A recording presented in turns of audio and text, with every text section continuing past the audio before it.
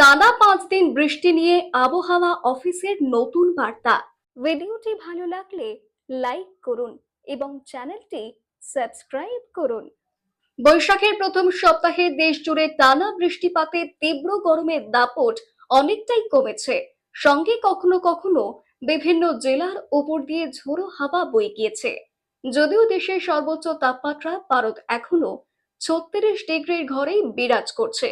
এই অবস্থার মধ্যেই টানা 5 দিন দেশের বিভিন্ন অঞ্চলে বৃষ্টি অথবা বজ্রসহ বৃষ্টি হতে পারে।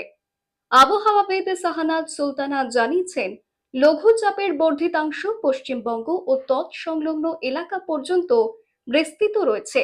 পাশাপাশি মৌসুমের স্বাভাবিক লঘুচাপ দক্ষিণ বঙ্গোপসাগরে অবস্থান করছে। এই অবস্থায় মঙ্গলবার 22শে এপ্রিল সকাল 9টা পর্যন্ত চট্টগ্রাম ও সিলেট বিভাগের কিছু কিছু জায়গায় এবং রংপুর, রাজশাহী, ময়মনসিংহ, ঢাকা, খুলনা ও বরিশাল বিভাগের 2-1 জায়গায় অস্থায়ীভাবে দমকা হাওয়া সহ বিদ্যুৎ চমকানো বা বৃষ্টি অথবা বজ্রসহ বৃষ্টি হতে পারে। তবে এই সময় সারা দেশে দিন ও রাতের তাপমাত্রা কিছুটা বাড়তে পারে। পরদিন বুধবার 23শে এপ্রিল সকাল 9টা পর্যন্ত ময়মনসিংহ ও সিলেট বিভাগের কিছু কিছু জায়গায় এবং রংপুর, রাজশাহী, ঢাকা ও চট্টগ্রাম বিভাগের 2-1 জায়গায় অস্থায়ীভাবে দমকা হাওয়া সহ বিদ্যুৎ চমকানো বা বৃষ্টি অথবা বজ্রসহ বৃষ্টি হতে পারে।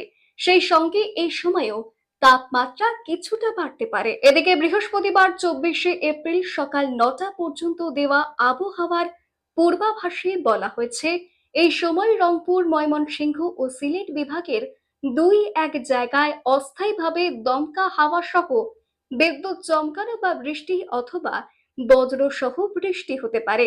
পাশাপাশি এই সময়ও সারা দেশে দিন ও রাতের তাপমাত্রা সামান্য বাড়তে পারে। অন্যদিকে শুক্রবার 25শে এপ্রিল সকাল 9টা পর্যন্ত রংপুর, ময়মনসিংহ ও সিলেট বিভাগের 2-1 জায়গায় অস্থায়ীভাবে দমকা হাওয়া সহ বিদ্যুৎ চমকানো বা বৃষ্টি অথবা বজ্রসহ বৃষ্টি হতে পারে।